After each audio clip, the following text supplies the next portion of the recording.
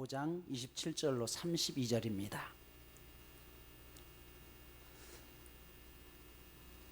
또 간음하지 말라 하였다는 것을 너희가 들었으나 나는 너희에게 이르노니 음욕을 품고 여자를 보는 자마다 마음에 이미 간음하였느니라. 만일 내 오른논이 너를 실족하게 하거든 빼어내버리라. 내 백체 중 하나가 없어지고 온몸이 지옥에 던져지지 않는 것이 유익하며, 또한 만일 내 오른손이 너로 실족하게 하거든 찍어내버리라. 내 백체 중 하나가 없어지고 온몸이 지옥에 던져지지 않는 것이 유익하니라.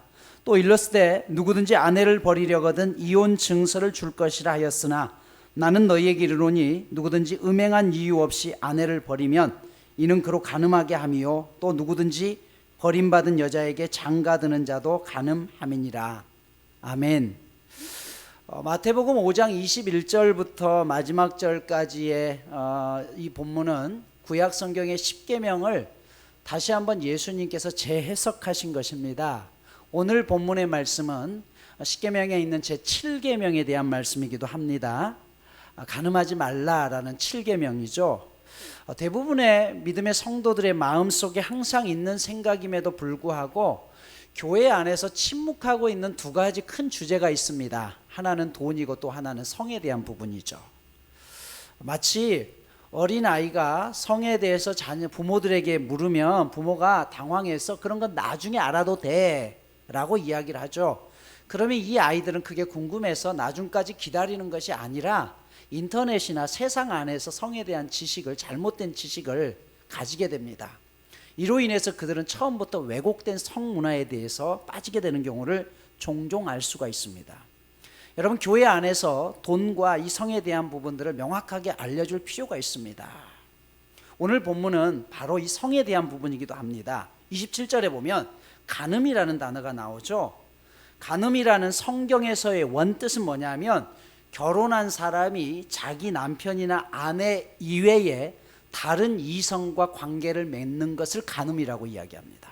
그러니까 결혼을 했어요. 자기 부부 아니라 다른 사람과 관계를 맺는 이 모든 것은 간음입니다. 반면 결혼하지 않는 사람들의 성적인 범죄에 대해서 성경은 음행이라고 이야기를 합니다. 십계명의 제7계명 간음하지 말라는 것은 간음과 음행 이 두 가지를 다 포함하고 있는 것입니다. 그럼 성경에서 왜 간음하지 말라고 했을까요? 첫 번째 중요한 이유는 결혼을 지키기 위함이에요. 결혼을 지킨다는 것은 가정을 지킨다는 것이죠. 여러분, 간음은 배우자가 있는 사람이 배우자가 아닌 사람과 관계를 맺거나 미혼자가 기혼자와 관계 맺는 것을 말합니다. 그렇기 때문에 간음은 결국은 가정 자체를 무너뜨리는 것이에요. 신명기 22장 28절부터 30절에 보면 남자가 약혼하지 않은 여자를 범한 경우 남자는 처벌받지 않지만 반드시 그 여자와 결혼해야 된다라고 조건을 갖고 있습니다. 그리고 이런 일로 인해서 결혼하게 된 경우에는 남자 쪽에서 어떤 경우에도 이혼이 허락되지 않았습니다. 결혼하지 않는 상태에서 관계를 맺은 두 남녀는 반드시 결혼을 하도록 했다는 것이에요. 근데 오늘 이 시대는 이게 많이 깨졌죠. 교회에서조차도 에이 목사님 그런 고리타분한 이야기 그만두세요라고 이야기합니다.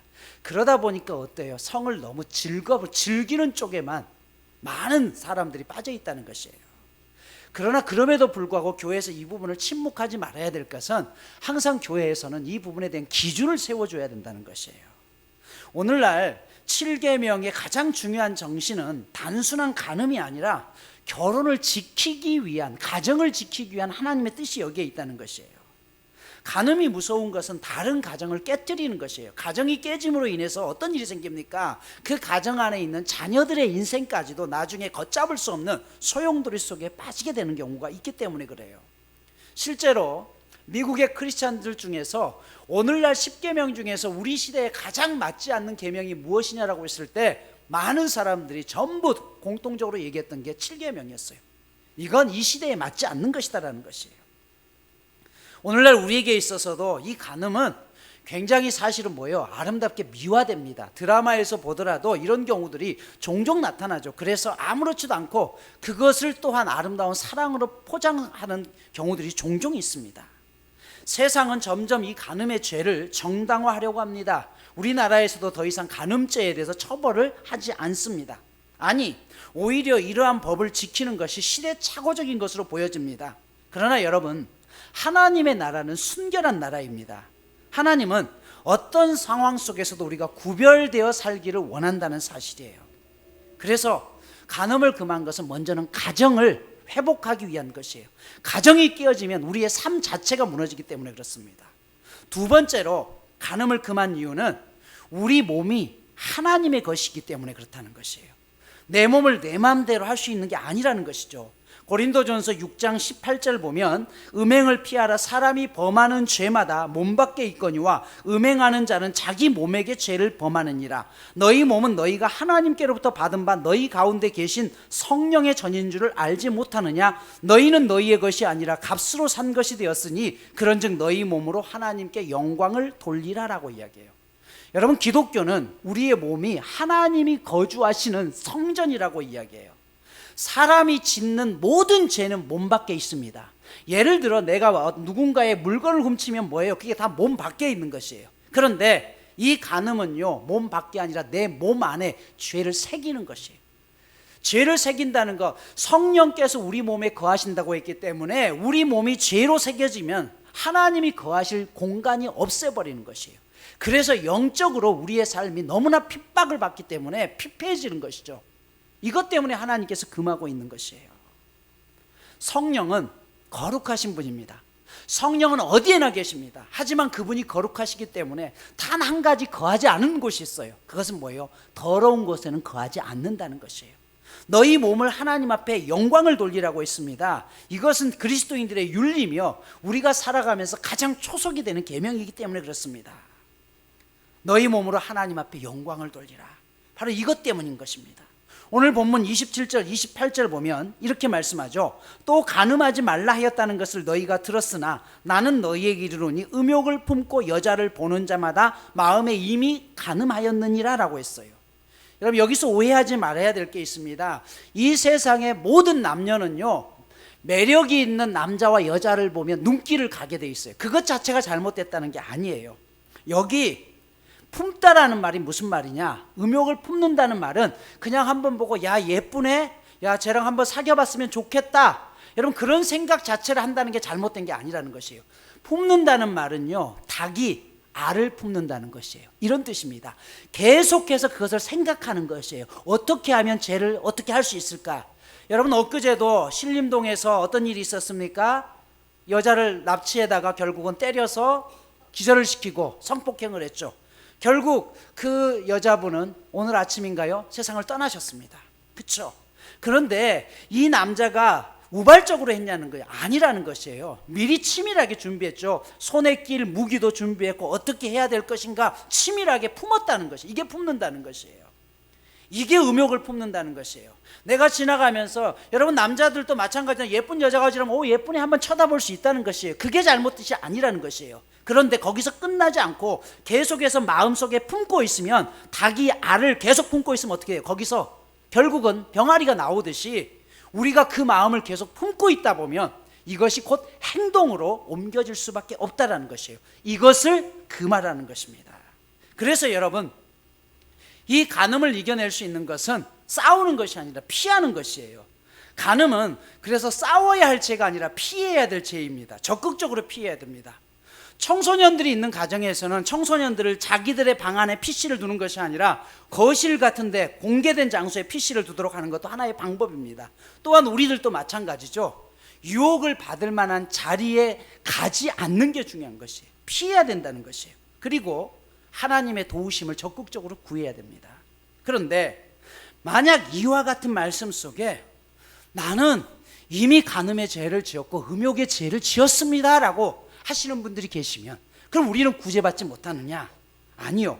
바울은 고린도전서 6장에 보면 이런 죄악을 범했던 사람들을 이야기하면서 그들을 하나님의 나라를 유업으로 받지 못하리라 선포하다가 6장 11절에서 이렇게 선포합니다. 너희 중에 이와 같은 자들이 있더니, 무슨 말이에요? 이미 그런 죄를 범한 사람들이 있더니 주 예수 그리스도의 이름과 우리 하나님의 성령 안에서 거룩함과 의롭다 하심을 받았느니라 라고 이야기해요. 다시 말해서 비록 우리가 우리의 몸에 죄를 새겼음에도 불구하고 하나님 앞에 진심으로 회개하고 이것에서 돌이킨다면 하나님께서 우리를 다시 회복시켜 주신다는 것이에요. 여러분, 이게 복음입니다. 의롭다 하심이라는 것은 내가 한 번도 죄를 범하지 않는 것처럼 여겨주겠다는 것이에요. 가늠하다 잡혀온 여인을 향해서 주님께서 뭐라고 이야기했어요? 너희 중에 죄 없는 자가 돌로 치라. 그러면서 여인들에게 이야기하죠. 가서 다시는, 나도 너를 정죄하지 아니하노니 가서 다시는 죄를 범하지 말라라고 이야기해요.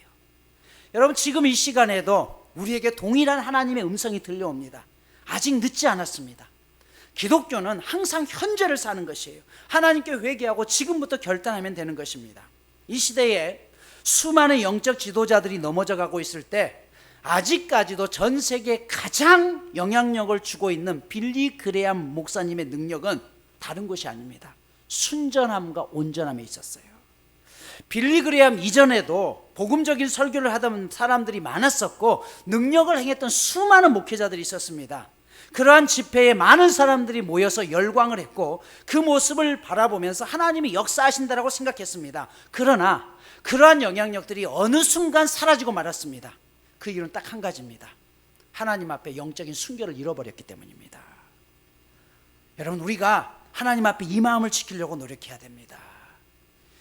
요즘 생명나무 교회가 계속해서 회복이 되고 있습니다. 새가족들도 많이 들어오고, 여러분 주보에 보시면 알겠지만 재정도 거의 배 이상이 회복이 됐습니다. 13년 동안 개척한 이래로 가장 많은 헌금들이 들어오고 있습니다. 그런데 그러면 그럴수록 한편으로는 감사하지만 저와 아내가 엊그제도 그런 얘기를 했어요. 두려울다고. 그럴수록 하나님 앞에 초심을 잃지 않도록 하나님, 이 경험들을 개척 4년 만에 우리 교회가 사실은 아이들까지 해서 250명이 되는 큰 교회로 성장을 했었습니다. 그러나 그때 우리 장로님들과의 결국은 다툼으로 인해서 교회가 쪼개지고 지난 시간 동안 너무나 큰 아픔을 경험했고 침체기를 경험하면서 하나님께서 올해부터 다시 하나님께서 이 교회를 세우시고 부으신다는 건 분명합니다. 하나님이 보내시는 것이죠. 그런데 그럴수록 뭐예요? 더 두렵습니다. 하나님 앞에 이 영성을 잃어버리지 아니하고 내가 목사가 잘못됨을 통해서 교회가 어렵게 세워졌는데 한순간에 무너지는 일이 없도록 하나님, 우리 스스로를 채찍질하고 나를 다시 하나님 앞에 바로 서게 하소서. 여러분, 이 마음이 여러분들과 동일한 마음이 되기를 소망합니다. 여러분, 교회를 세우기는 정말 어렵지만요, 무너뜨리는 것은 단 한순간입니다. 우리가 하나님 앞에 왜 영적으로 바라서야 됩니까? 여러분, 내가 내 몸을 아무렇게 굴려도 상관없습니다. 아무도 몰라요. 나만 알죠. 그런데 문제는 뭐냐면 영적인 은혜가 사라지게 되면 그것만큼 두려운 게 없어요. 그것만큼 가슴 아픈 게 없어요. 왜요? 영적인 은혜를 느꼈던 사람은 그 은혜가 사라지면 삶이 자체가 기쁨이 없고 소망이 사라지기 때문에 그렇습니다. 오늘 말씀을 마무리합니다. 오늘 본문에서 말하는 간음의 정의는 결혼한 남녀가 부부 외에 다른 남녀와 성관계를 갖는 것을 간음이라고 이야기합니다. 간음의 가장 치명적인 문제는 첫 번째는 가정이 깨진다는 것이에요. 가정이 깨진다는 것은 자녀들에게도 결국 불행을 이어줘야 된다는 것이죠. 두 번째, 간음하지 말아야 될 이유는 우리 몸은 하나님이 거하시는 성령인데 간음의 죄를 금하게 되면 결국 성령께서 거하실 장소를 잃어버려서 우리 마음의 기쁨과 소망과 사랑이 사라지기 때문에 그렇습니다. 간음은 내 몸 안에 죄를 새기는 것입니다. 그래서 간음은 자기 자신을 스스로 파괴하는 것입니다. 육체뿐만 아니라 영혼을 파괴하는 것입니다.